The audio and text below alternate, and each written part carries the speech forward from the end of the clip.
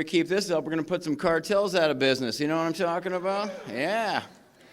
Good evening, everybody. My name is Chris S. I am from San Diego, and I am a heroin addict. And, wow, this is crazy. I'm so excited to be here. Just going to set this little timer here. Whew.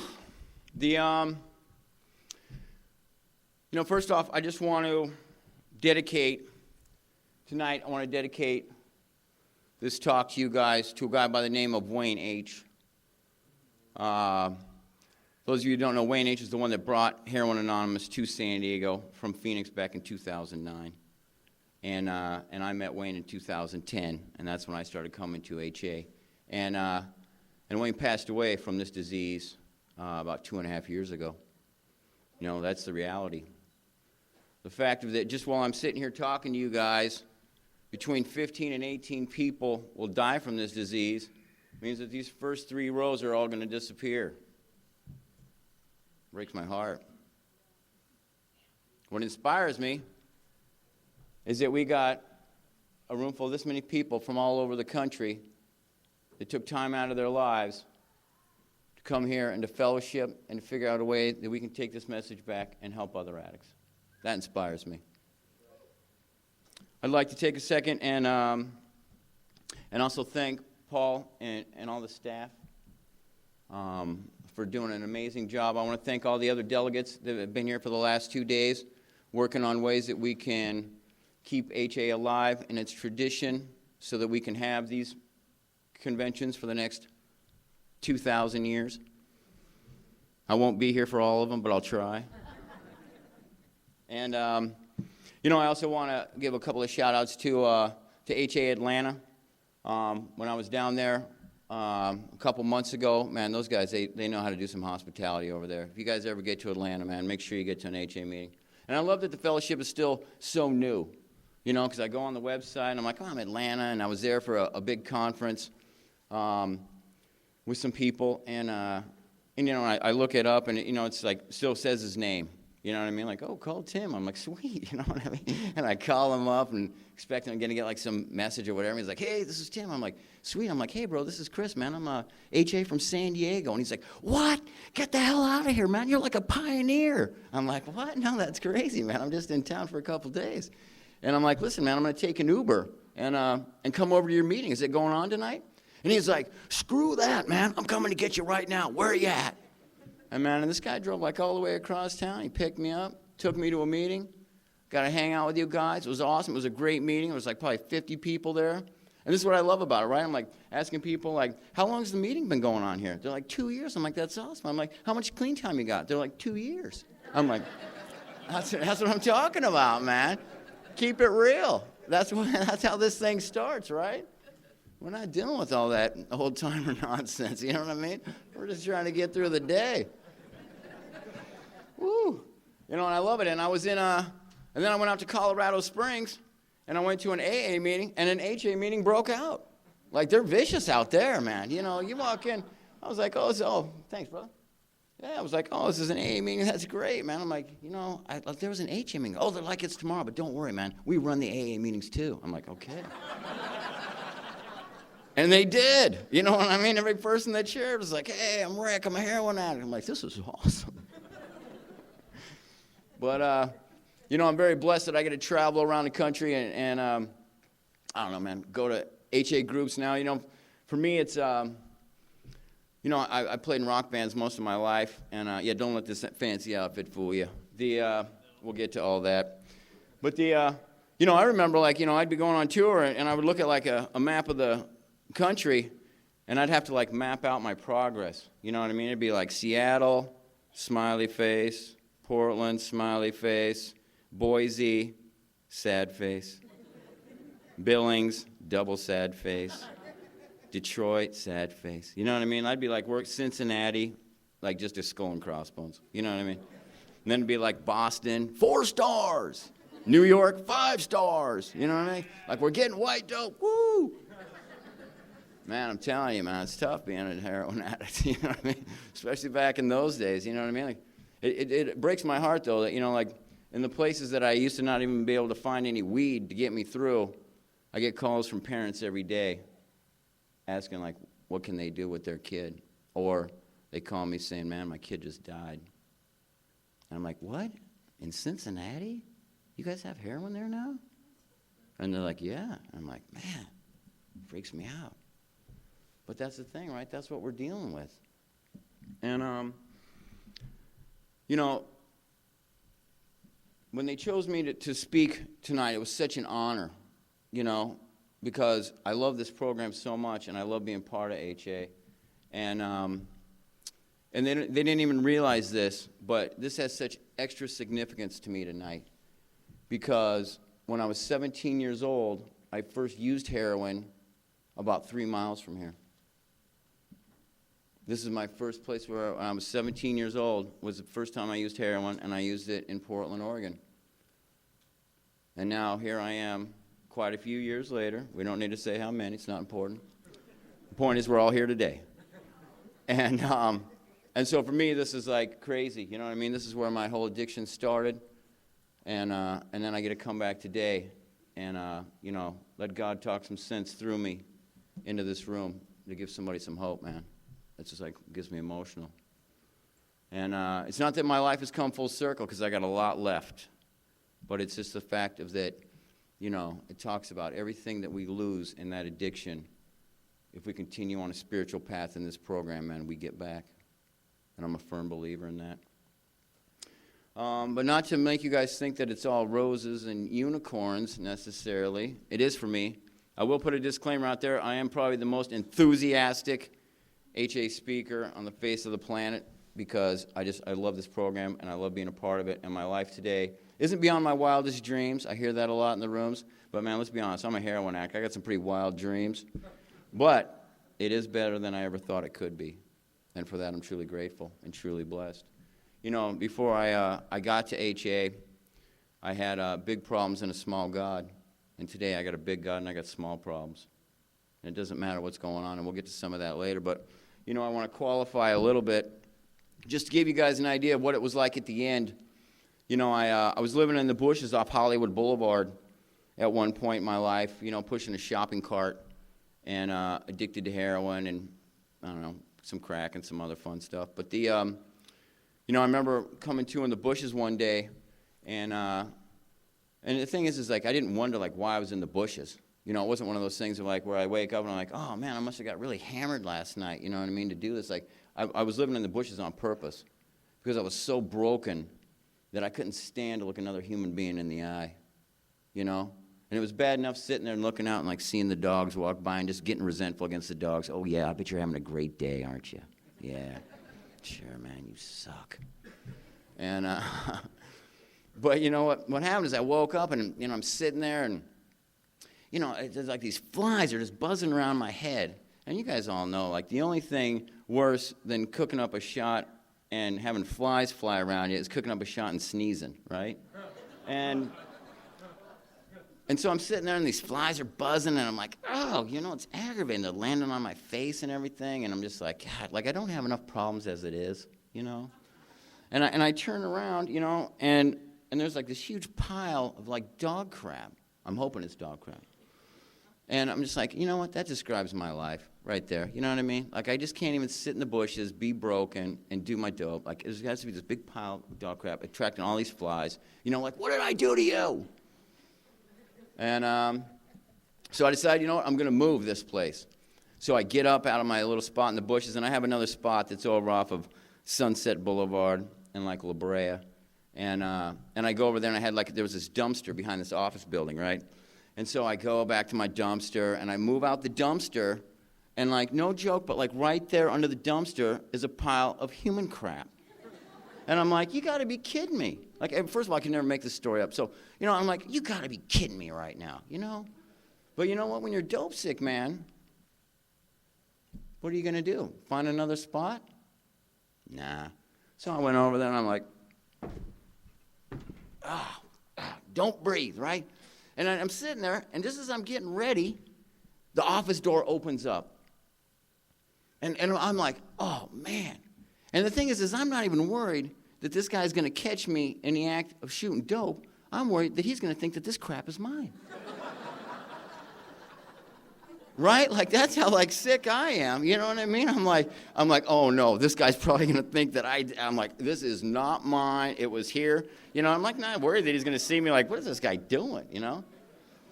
And lucky for me, he got like a phone call, you know what I mean, before he got to the dumpster. And he's like, oh, yeah, it's in my office. And he went back inside, and then I finished up my business and took off. But, I mean, that was just like a regular day, right? You guys know what I'm talking about. About 9 years later, my morning routine was this. I would wake up, I would take a shot of vodka. I had one of those like little Home Depot paint buckets next to the side of my bed. I'd throw up, I'd take another shot of vodka, I'd throw that up, I'd take a third shot. Usually that one would hopefully stay down. I'd snort half an 80 Oxycontin that I would have already ready to go, smoke a little bit of weed, and then lay in the fetal position for about 5 minutes and 17 seconds to 5 minutes and 28 seconds, which was the exact amount of time that it took so that I could get out of the fetal position, take the covers off the bed, and get out of bed. And that's how I lived.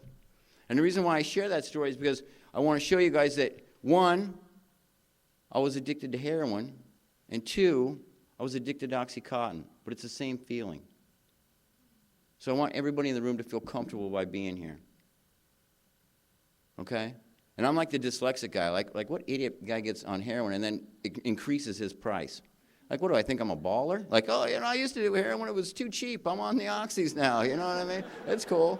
Maybe I heard I'm doing pretty good with life. Everything's cool, you know what I mean? I wanted to up my game a little bit. Can I borrow $5 to ride the bus? I got to meet my guy, you know what I mean? But no, seriously, I share that, you know what I mean? Because that's how my life is, you know? It didn't start like that, you know? Like, growing up, man, like, you would never think that I was going to be a heroin addict. Like, I'm sure none of you guys thought you were going to be heroin addicts, you know? I grew up, my parents were missionaries, so I was like an MK, a missionary kid. You know, and that's a dilemma. When you're like 17 years old, and you're like a missionary kid, and then you're a heroin addict, like, that's a dilemma. You know, because, like, your heroin addict friends, they ain't going to church with you. And your church friends definitely ain't going to shoot no dope with you. So, like, you're really kind of feeling isolated at that point. Literally, you know what I mean? It's like angel and devil. That's how I've lived my whole life. But it's like one of those things of, like, where at 15 years old, my dad came to me, and he said, Chris, you know what? Here's the deal. We've been very tolerant of your music and of your hair choices.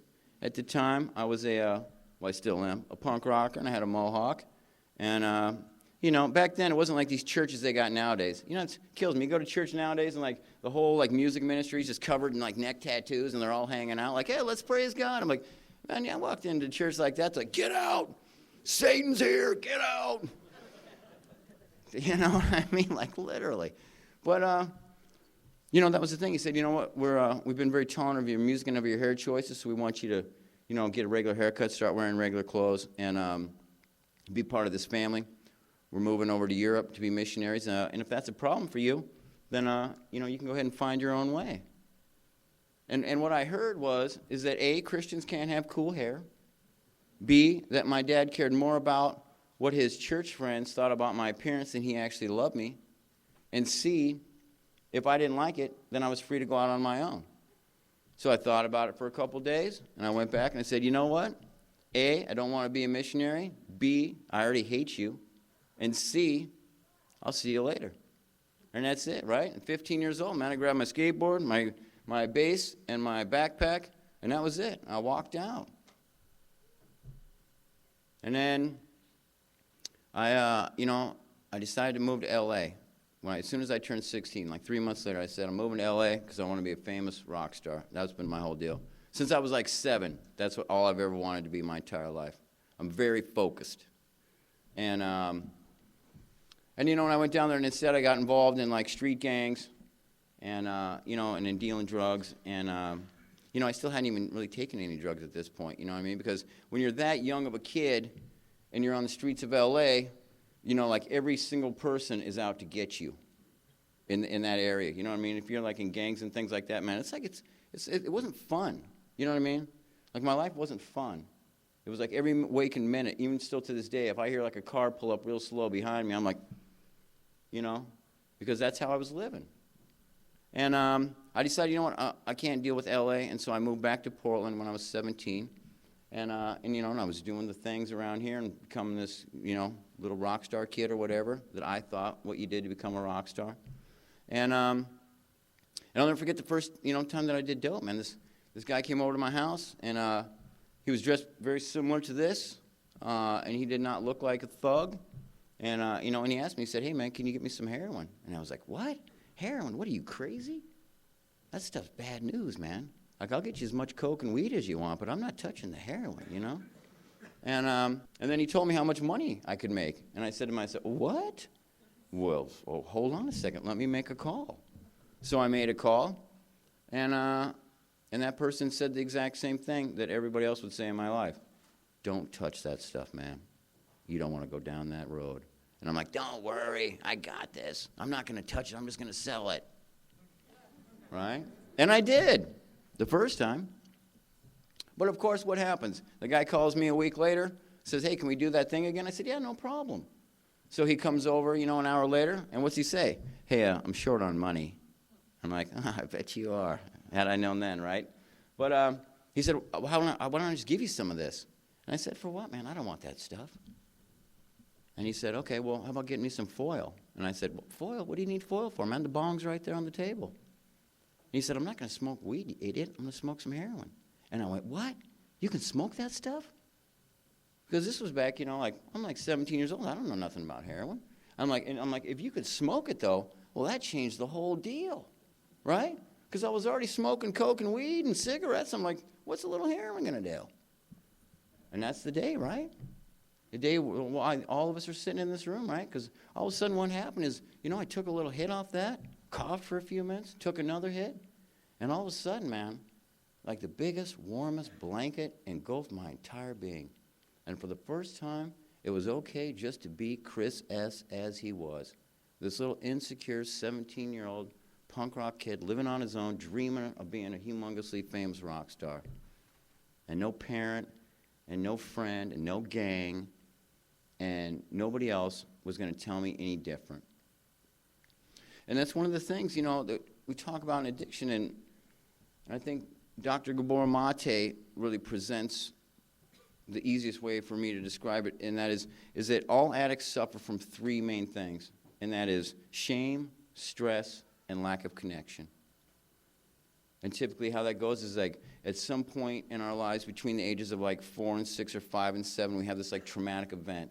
Maybe it's like your parents get divorced. Maybe it's like you get bullied. You have to move to a new school. And for most people, that's not that big of a deal. But for some reason, addicts, what we tend to do is we take that experience and we plant this little seed in the back of our heads. And what it says is that I'm not okay just how I am.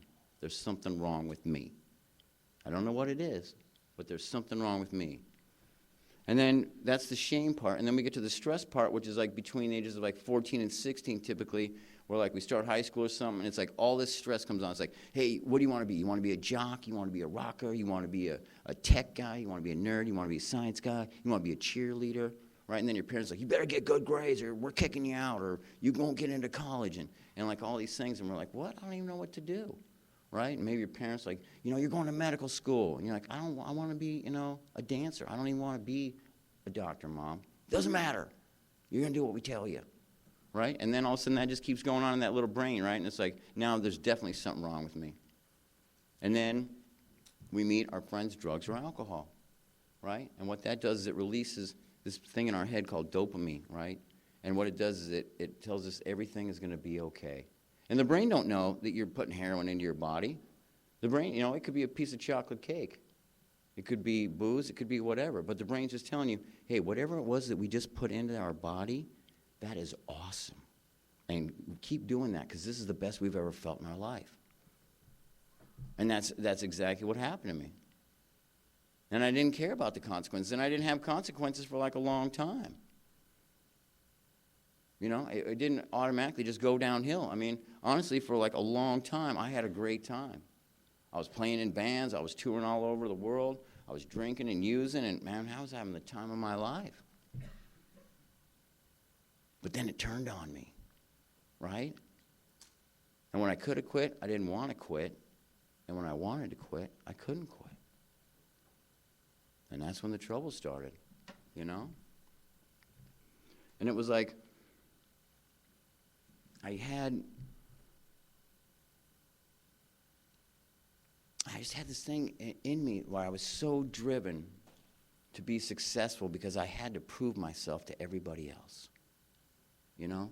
Like, it didn't even matter. I just had to be right all the time. And the thing is that, you know, now I've come to understand that that's the disease of addiction, right? Like, that's the disease that we have, right? It's like codependency at its finest.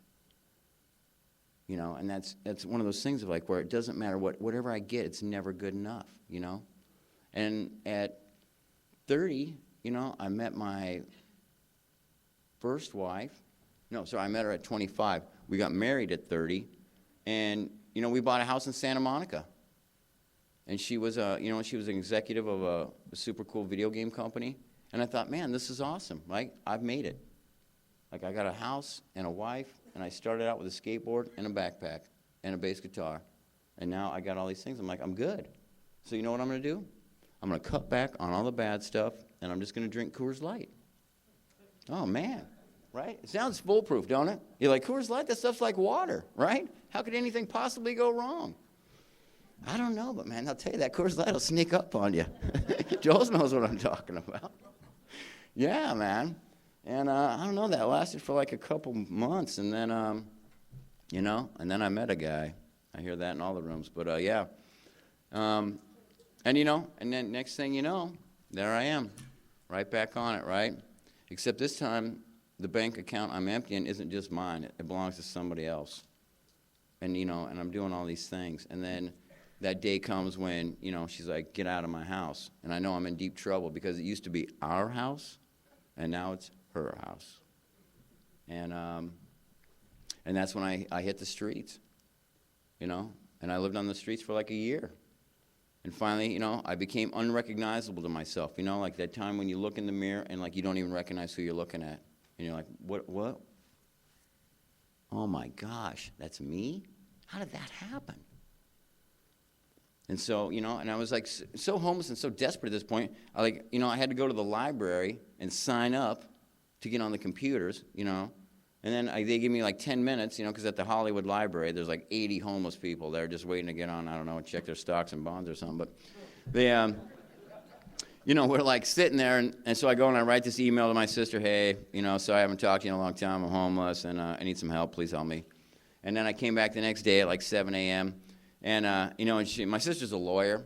We're completely opposite. Maybe you guys have that in your family, I don't know, but yeah, the good one. And I love her to death, though. But, and so she sends me back this like 3-page document.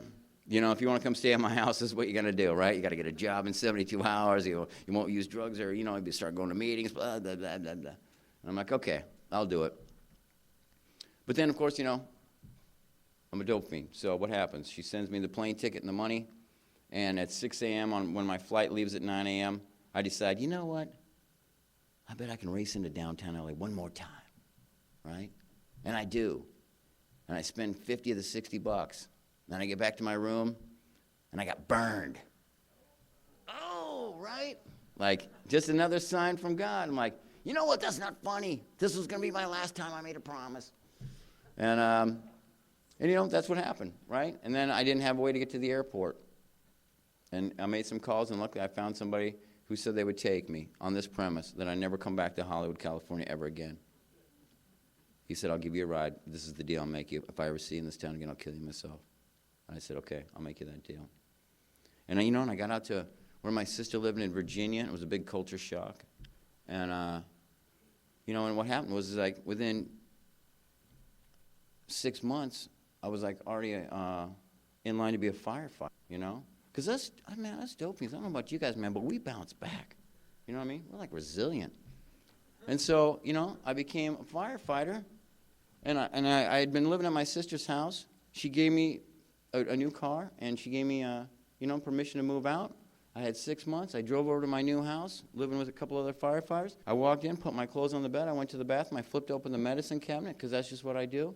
And there's a big bottle of Vicodin. I do the math real quick, realize they've had it for a month. They've only taken 2 pills. And I'm like, you know what? I'm moving my stuff. I should probably take a couple so I don't hurt my back. Right? Because it's tough when you're moving like 10 leopard jackets and a pair of pajamas. You know what I mean? You don't want to mess up that back. Because what else? I had nothing else. You know what I mean? I've been homeless for like a year, like living in my 6-year-old niece's room. Like I didn't have a bunch of furniture or nothing, you know? And so I did, you know, and there I go again, right? Except that time, the consequences were a little bit more because within 2 years, I got that felony hit and run DUI on a police officer. And, and even that, right? I'm like, you know what? It was my light. He didn't see it that way. But, once again, that was God working in my life, right? Because, at the time, my sponsor, because, this is me trying to be sober. Like, we're not even talking about the old days. This is me trying to get sober, just so we're all on the same page right now. And my sponsor at the time knew the policeman, and he called on my behalf and said, hey, man, please don't send Chris to prison for the rest of his life for this. He's a good guy. He's just broken, man. He needs help. And that cop dropped the charges. I still got the DUI, so I lost my job as a firefighter, but at least I didn't go to prison for 10 years. And even that wasn't enough, right? On the way home, what'd I do? I had the cab driver stop off at 7-Eleven so I could pick up a beer. Because I don't know about you guys, man, but when you get a felony hit and run DUI on a cop, you need a beer on the way home. That's how I think. I mean, maybe some other people, they would have got a donut, not me. I'll save that for later. But, it was just that, and it was like, and that was just back in it, you know what I mean? I ended up in Las Vegas, right? Because that's where I should move to, right? Good thinking, right? You guys already know the story, right? Like, you guys are like, Chris, that's a great decision. You should move to Las Vegas with wife number 2, right? That went over like, that was awesome. And that's how I ended up laying in that bed, incapacitated from drugs and alcohol. She was long gone. Everybody was gone, and there I laid. And finally, one day, I had one of those moments of clarity. Actually, that's not even true. I'm a New Orleans Saints fan, and on that day, the Saints were playing in the Super Bowl. And about halfway through the fourth quarter, I looked up at the sky. I couldn't even get out of bed. I couldn't even enjoy that my team, that had been like the worst team in football for 30 years, was in the Super Bowl, even though I'm living in Las Vegas. I'm drinking a bottle of like Barefoot Bubbly. And I know it's going to get more embarrassing after this too, but anyway. And when I said it like this, I'm like, you know what, God, if you let the Saints win the Super Bowl, I'll try and get sober again. That's the deal I'm making. Because I figured Saints are never going to win the Super Bowl, so I'm safe, you know. Damn that Drew Brees. Oh, man. I'm not blowing your anonymity, Drew. I'm just saying, you know what I mean? Like, you really, Yeah, and then the Saints won the Super Bowl, so now I'm paralyzed with fear because I'm like, how am I ever going to get sober? But I made a deal. And I'd made a lot of deals in the past with God, but this was the first one he actually came through on. So now I'm like scared. I'm like, oh, he finally heard me. Like, uh-oh, careful what you wish for. But it was one of those things of like where after the game they showed the city of New Orleans and they showed like all these people that had been in Hurricane Katrina and people that had done nothing wrong in their lives had been displaced and they were carrying their kids through like these waters filled with sewage and I saw these people that were just broken down, man, and going through like all this trauma. And then they showed after the Super Bowl and they showed like all these people had come together. And they were, and they were celebrating. And I'm like, you know what? If those people can do it, I can do it. And I know where to go because I'd already been trying to get sober for 10 years at this point. And I was already on my 15th sponsor. So if you guys are coming back in, please come in and sit down for a minute and hang out with us. It took me 10 years to get 3 years, and it's taken me 13 years to get 4 years, 8 months, and 30 days. For that I'm grateful. My sobriety date is January 1st in 2014. And, it's all of us, man. It's all of us. But, the thing about it is, man, is that, and I hear this a lot in the rooms, and so I want to talk about this as well, is like, part of this thing is that, I get sober, right? And for like the first 3 years, man, things are great. Like all this stuff comes back, right? Like all of a sudden I'm on fiance number 3. I'm a hopeless romantic. I got a new car. I'm managing a sober living. I like to say I was managing like a Dr. Drew sober living, right? Not like the shout-out shit shack I went to sober living in, but this was like one of them mansions on the beach, you know what I mean? And I had a great job, and everything was awesome. And then one day I was at, I worked at a restaurant, and somebody came up to me and they said, hey, listen, I know you don't drink, but we just opened up this $200 bottle of wine. Would you like to try it? And I went, you know what? I don't drink. I think I will try it. Right? I'm a heroin addict. I'm not an alcoholic. Right? I mean, I might have been, I might have minored in alcoholism, but that wasn't my main problem, you know what I mean? And plus, I've been sober for 3 years. So I took a drink, and the worst thing happened. Nothing. And you know what? I went home to my sober living, and I texted my fiance goodnight. I said goodnight to all my 5 sponsees, laid my head down, went, so nice to be sober and be able to drink again. So a couple days later, when I was at a wedding, somebody said, Chris, you did a great job planning this wedding and everything. We really appreciate it. Would you please toast the family? I went, you know what? I did do a good job. Give me that. Champagne, right? That's what royalty drinks. That ain't no alcoholic drink. That's champagne. Oh, yeah. So I took that one down. And the beast was awoken, my friends. And that was it, right? And there I was, right back there, man. Car's gone. She's gone. It got so bad, I'll share this, but it's embarrassing. But, man, I was drinking the Mike's Hard Lemonade. I mean, I'm a dope fiend. That's embarrassing. You know what I mean? Like, you don't want to admit that in mixed company, but I'm trying to be vulnerable right here with you guys and honest. And that's where I was, you know what I mean? I'm like, do you got any more of the cherry lemonade back there? It's like, I don't really like the blackberry. It upsets my stomach. Oh, true conversations. That's how I'm living. Woo! And, within a week, man, I was drinking around the clock, and then it all starts, right? That's how it goes, man. And so if you're sitting in this room and you think you don't have a problem with alcohol, you want to know how to make sure you don't? Don't pick it up. Please. Because this isn't like Alcoholics Anonymous. We don't. If you don't think you are a heroin addict, please don't go out and try some more research. Please. If you're sitting in this room, you are. Just, agree to it and realize you got 150 new friends. Congratulations. Right? 150 new family, I should say. This ain't even about being a friend. We go way past that in this fellowship. But the thing about it is that, in this whole process, my favorite line out of the big book is that nothing will so much ensure immunity from picking up another drink or drug as intensive work with another alcoholic. And that's been my experience, in my first 3 years of sobriety, I was trying to figure out how to stay clean, and so I love sweets, you know what I mean? I'm just an addict, right? So sugar's obviously going to come along right behind it. And I decided, how am I going to stay sober through Christmas? So I'm like, you know what I'm going to do? I'm going to make Christmas cookies for homeless people. So I did that. I made 40 or 50 cookies. I put them in Ziploc bags. I went down to the park by my house in Pacific Beach, California. And, and I passed them out on Christmas Eve, and I said, hey, man, here's some cookies. I made these for you. Don't ever give up hope. I used to be just like you, man. I used to listen, and I had no hope. Please don't ever give up hope. And you know what every single person said? These cookies got weed in them? I'm like, no, these cookies don't have weed in them, you morons. I'm trying to help you out. I wish I was making that up, but I'm not. You know what I mean? I'm like, homeless people nowadays, they got no respect. You know what I mean? It's like, I'm like, no, man, I told you, I'm sober. I'm giving you hope. Jeez. It's a tough gig being sober in California, you know what I mean?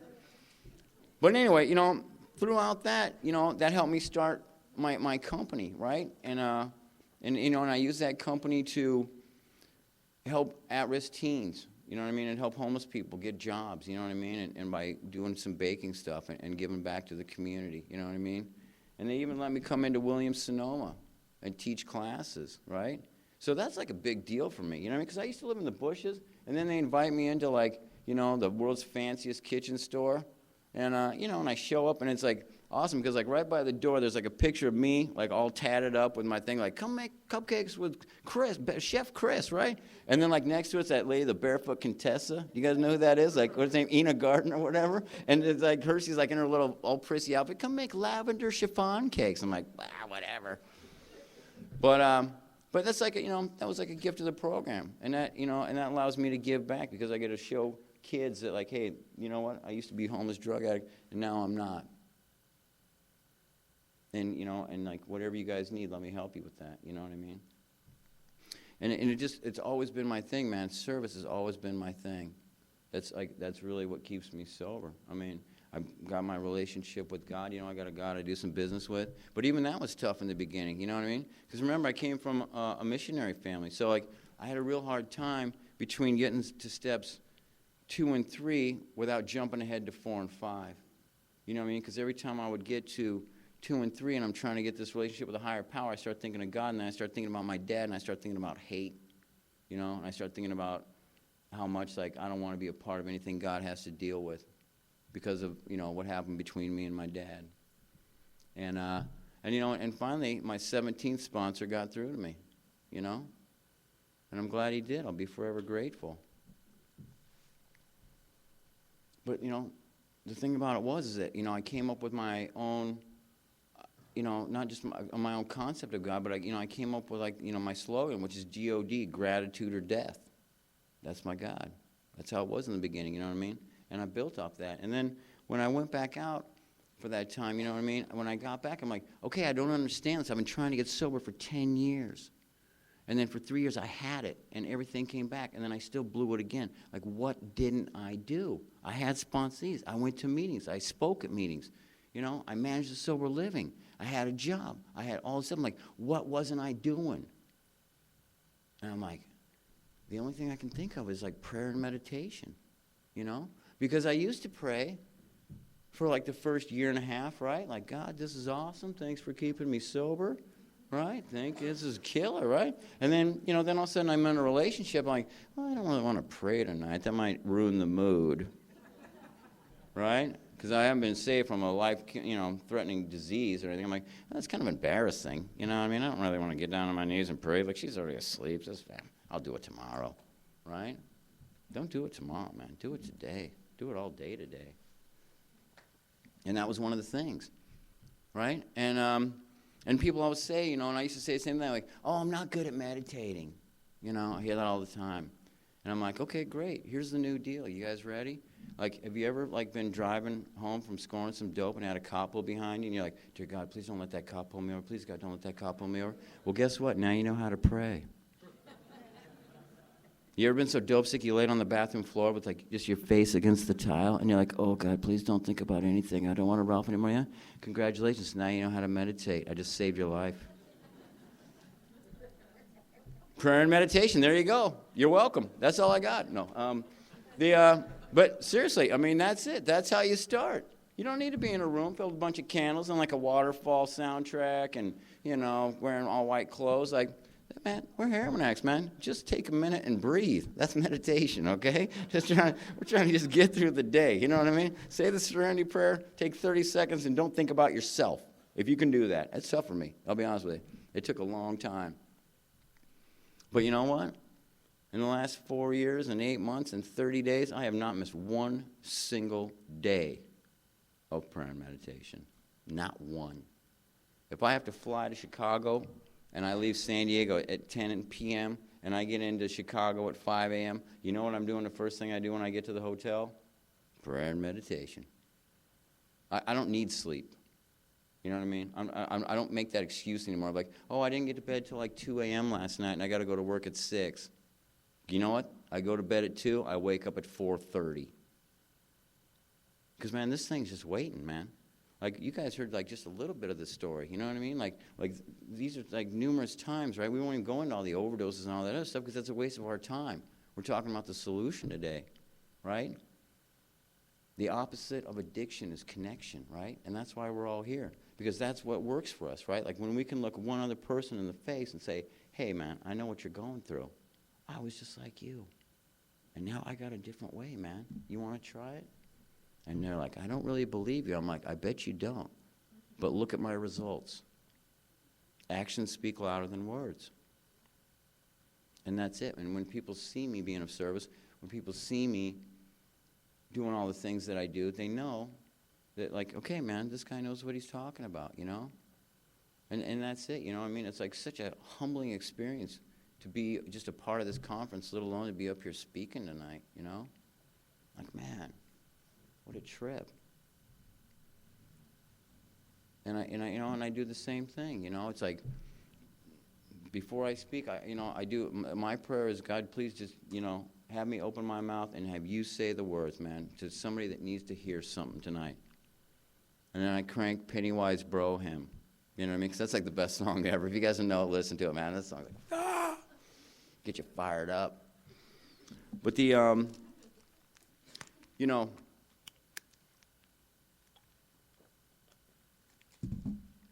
when I'm working the steps and I'm having a hard time with that God thing, then I realize that I have to be of service, you know what I mean? And I have to just start talking with God like he's just like my best friend until I fully get that relationship, you know?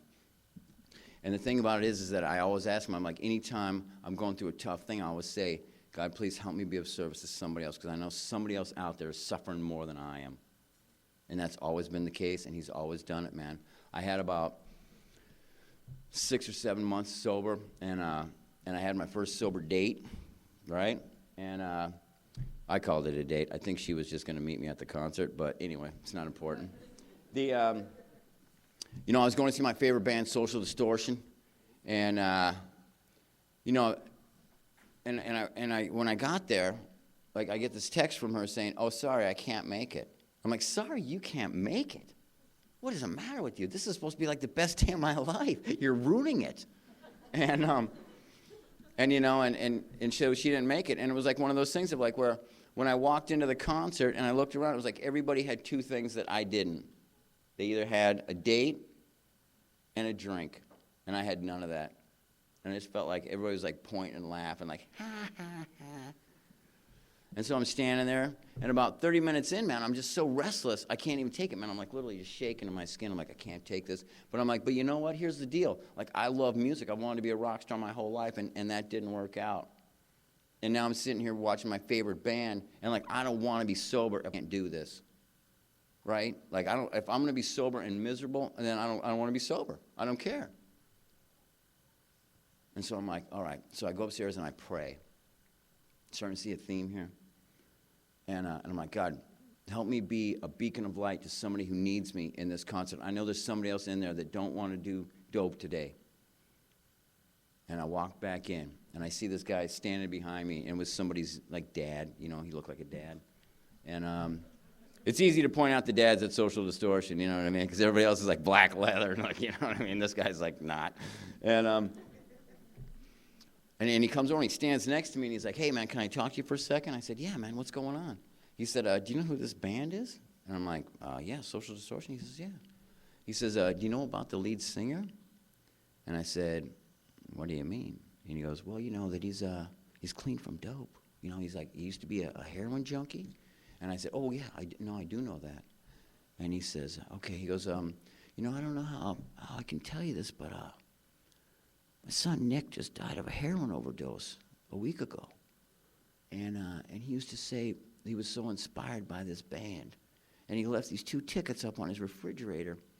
And honestly, man, I'm just here because I wanted to hear if this guy could say something to me that I could have said to my kid to keep him from dying." And I was like, "Budge." But I didn't say fudge. And I'm like, "Man," I go, "that's crazy, man." I said, "You know, what's your name?" He said, "My name's Jim." I said, "My name's Chris, man. Do you have a minute?" He said, "Yeah." I said, "Let's sit down, let's talk." And I told him about my story, right? And about being a junkie most of my life and how I finally had a couple months of clean time and I was having a hard time and I needed something and that I didn't have a dad. You know, like me and my dad, we had quit being friends. I had quit talking to him years ago because I could never get over the resentment long enough to stay clean, and I had to stay clean, so I quit talking to him. And I said, "You need a son, I need a dad. What do you say we team up?" Right? And he was like, you know, and the light came back in his eyes. You know, and this is crazy, right? Because I'm sitting in a Social Distortion concert crying with somebody's dad, right? I'm not getting any dates that night. You know what I mean? They're like, what are these guys doing here, man? You guys are bringing the party down, right? And I call that guy today, I call that guy Jim Dad, you know? And he's like my manager, you know what I mean? Like, I get these phone calls all the time. They're like, "Chris, I'm at a treatment center in Fallbrook. They need to hear your message. Can you be here tomorrow at 1? I'm like, "Yes, Jim Dad, I'll be there." And you know, and that's awesome. And I love that, you know? And I love the fact that we have that relationship today, you know what I mean? And I love the fact of, like, that's how we got it, you know? And, you know, it's just, when I look at and see like all the different lives of people that I've been able to, hang out with people, and when I work with at-risk kids, and it's like a big deal for me, and I get go around, and I get to speak to junior highs and high schools and stuff, and what's kind of been crazy is that I talk more about addiction to non-addicts than I do to addicts, and that's just a gift. You know what I mean? God has given me that gift because people don't know what it's like, Like I love talking with addicts because you guys understand what I'm talking about, but I also love talking to non-addicts so like that I can, hopefully explain to them like, hey man, like don't give up on your kid. Don't give up on your wife or your husband, man. Like they have the disease of addiction, you know what I mean? It's not a moral choice. You know what I mean?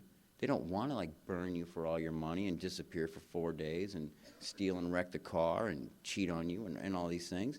Like they need help, And that's like one of the things that like we're talking about.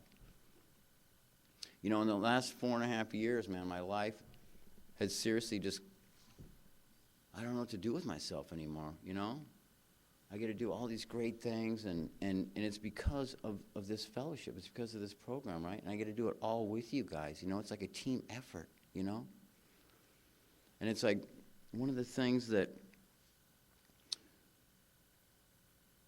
has been so great is like not only getting like my family relationships back, but like knowing that I can go through anything and not pick up again, And there's these like things that come up that I think I'm never going to be able to handle sober, and then I get through them, right? And I'm still clean. And this last week has been kind of crazy for me. I got a call last week, and 2 years ago, I'd done some work on myself, some personal development work, and it was going through the steps again, and getting really clear. And and I saw the fact of like that my dad had like some serious stuff going on in his life when he was very young. And on one day, I had an older brother that was stillborn, and he died. And then on the way home from the hospital, my dad went by his parents' house, and he found my grandfather had shot himself to death.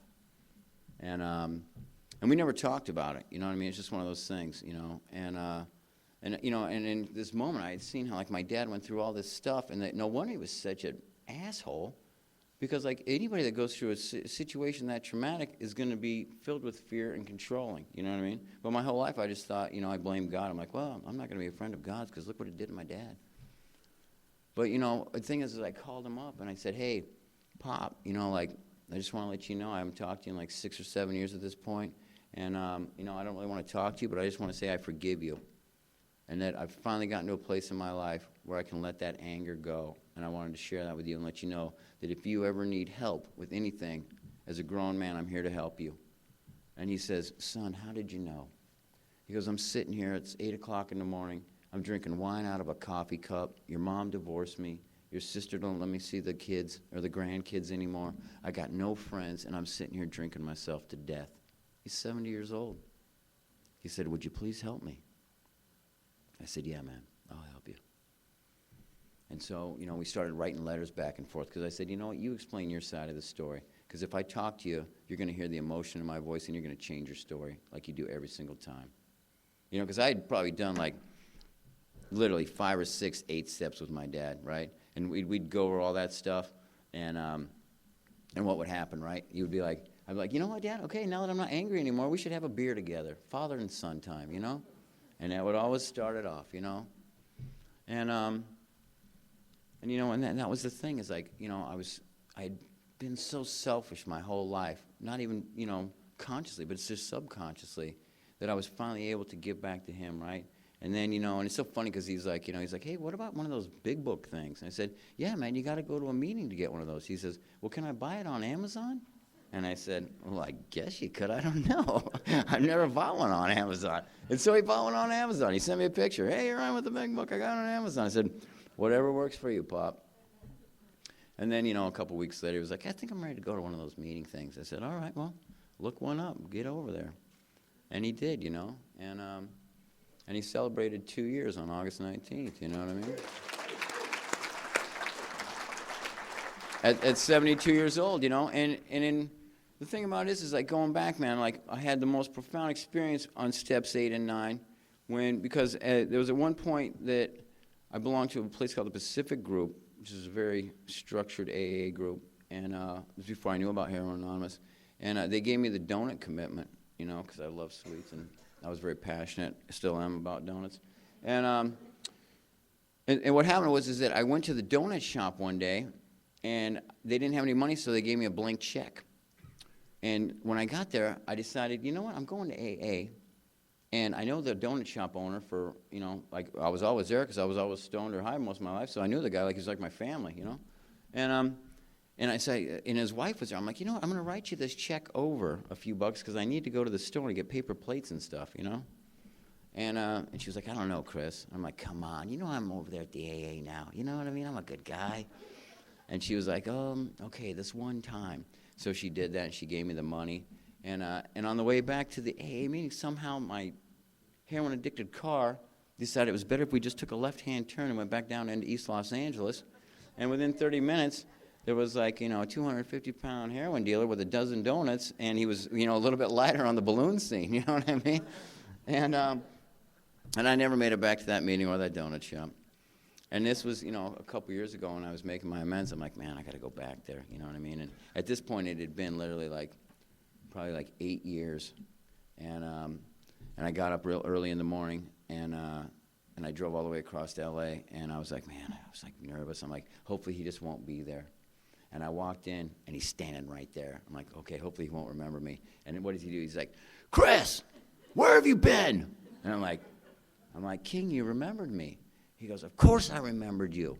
Last time you were here, you burned my wife for $50. He said, but that's not what I'm mad about. He said, what I was mad about is that you were my favorite customer. You came in here every day, man, and everybody else, they don't care about me. They come in there, give me a glazed donut, give me whatever donut, and then they walk out. He said, you would always come in and say, hey, how you doing today, man? How's your family? How are your daughters? You would always say, I had the best donuts in town. I didn't tell him why I was in that state of mind, but it's not important. He said, I knew something was wrong with you, and I thought that you died, and I missed you, my friend. And I was just like, oh. I'm like, hold on. I wrote this for this amount of money, but you know what? After that, let me give you a few more. You know what I mean? Because now I feel really guilty. But that was just the power of working the steps, right? Like that whole interaction, like was just, you know, made me like 20 years younger, and it like filled my heart with joy, and you know, at the same time, it got rid of all that shame because I didn't have to walk around with my head held down anymore. That was important for me, you know. That whole shame, stress, and lack of connection, you know what I mean? That's what keeps us down. Now, on a side note, I do get free donuts there now, so just saying, if you haven't made those amends, get out there. You never know what's possible. But you know what? That's just the thing, you know what I mean? And it's like I continue to work the steps, right? And I just told you I pray and I meditate every day, and I got step 11 and then step 12, you know what I mean? Like everywhere I go, man, I carry the message. And you know what? And it's like I don't tell people that I'm a heroin addict. I show people that I'm in recovery. That's the difference, you know? And I might tip you a little bit extra. I'm always going to, man, you guys know if you hang out with me, like when I walk into a room or when I walk into the grocery store or whatever, like those people are getting talked to whether they want to or not. That's it, you know what I mean? Like my good friends. Plus, you know, I'm so stoked that my good friends are here, man. I've known these guys my whole life pretty much, and they're also in the program, and that's cool with me. And that's how, those are the only people that I have still alive, basically, you know what I mean? Because we all know what happened to everybody else that didn't make it in, you know? And I want to dedicate this talk to them because I know everybody in this room's lost somebody that they love. And the fact that we're just here is such a gift. You know, on Sunday, or last Thursday, I got a call that I needed to come up a little bit early. And so I came up and I drove down. And, you know, my dad has been diagnosed with stage 4 pancreatic cancer. And you know, and they called and they said, you better get up here, you know. And, you know, and I went. And, you know, it was one of those, it was like a scene out of the movie, you know what I mean? He was laying there, and, you know, he's pretty much, you know, he's already in hospice, and he couldn't really talk, but for like, you know, he saw me, and he, you know, he got up out of bed, or he got some help out of bed, and he sat in a rocking chair, and we just held hands, you know. And it was like, man, I got to tell my dad that I loved him after not telling him for almost 35 years that I never loved him. You got to tell me he loved me, which I, you know, I don't think I had heard that. You got to tell me he's proud of me, that I'm clean. I got to do this cool book thing or whatever, you know what I mean? And I only had one copy, and I gave it to him, you know, and he looked at it, and he says, son, you did it. And I know what he meant by that, you know? And then pretty much that was it, you know? And like, and I didn't even think about using, you know what I mean? Instead, I was like, man, you know, how many other people do I know who have family that have died of cancer, or people in this program, you know what I mean? Like, he died clean and sober, right? And in the last 2 years, he was able to go back around and make those amends to my mom and to my sister and you know, and other people in his life. And he was able to forgive himself, and he was able to forgive his father for killing himself and leaving him, you know, at 19 years old without any fatherly direction, you know? And man, that is powerful. And that's because of this program, right? Like, I don't know how to do stuff like that. I don't know how to erase 3 different, you know, origins of family people that were all alcoholics that all died without telling each other that they loved each other. I don't know how to erase a 25-year, you know, butting heads with my dad or with anybody else in my family over some stupid stuff, some ego stuff, right? I don't know how to humble myself enough to go in and hold this man's trembling hand while he's dying and tell him that I love him. But because of this program, I do, right? And now I'm at peace with it, right? And that's just it, man. And then I get to come here and hang out. Then I get to do a bunch of other cool stuff too, man. You know what I'm doing on Sunday? I'm going to see my ex-wife. What? Yeah. She invited me to her house. She lives in Seattle. Right? Like, those are all gifts of the program, man. This is the same woman that kicked me out on my birthday for doing dope in the garage and changed all the locks and left me with nothing in the bushes in Hollywood, California. And I've forgiven her.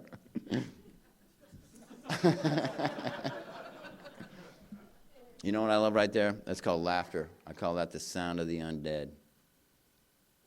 And that's what this program has given me back. You know what I mean? Like I said, man, I just do the simple things that I'm asked to do in here. I always clean house. I keep my side of the street clean. I work with other people. I keep my connection to God strong as I possibly can. And more importantly, I always reach my hand out to help other people. That's all I got. Thanks for letting me share.